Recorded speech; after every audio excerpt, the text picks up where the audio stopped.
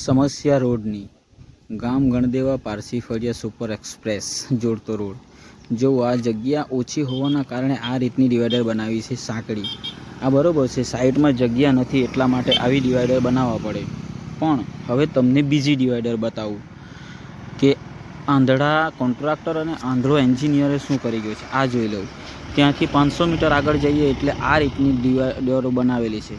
પારસી ફળિયામાં આજુબાજુ ઘરો છે, જગ્યા ઓછી છે, છતાં કોન્ટ્રાક્ટરને પણ ભાન નહીં થઈ અને એન્જિનિયરને પણ ભાન નહીં થઈ કે 500 મીટર માટે સાંકડી દિવાલ કરીએ. તો આજે ત્યાં ટ્રાફિકની સમસ્યા ઊભી થાય છે અને પંચાયત ગામના મહોલ્લાના લોકોને હેરાન કરે છે નોટિસ આપીને. બિચારાને જેમ જેમ રોજગારી મળી છે ત્યાં તો નોટિસ આપી છે દુકાન તોડવાની. આટલી મોટી પહોળી ડિવાઈડરમાં ટ્રક જેટલી ઘૂસી જાય એટલી પહોળી ડિવાઈડર બનાવી ત્યાં સુધી તંત્રએ શું જોયું?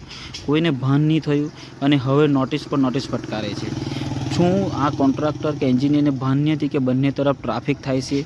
તો આ માટે થોડીક સાંકડી ડિવાઈડર બનાવીએ, જેમ કે આગળ પેટ્રોલ પંપ સુધી બનાવી છે એ રીતની. પણ નહીં, કોઈને ભાન નથી. ભ્રષ્ટાચાર કરવો છે ફક્ત બસ, અને લોકોને હેરાન કરવા છે. આવી તમારી પ્રગતિ છે? નુકસાન કરે એવી ગરીબ લોકોને. માટે આ વાત ધ્યાને દોરે અને ડિવાઈડરનું નિરાકરણ લાવે.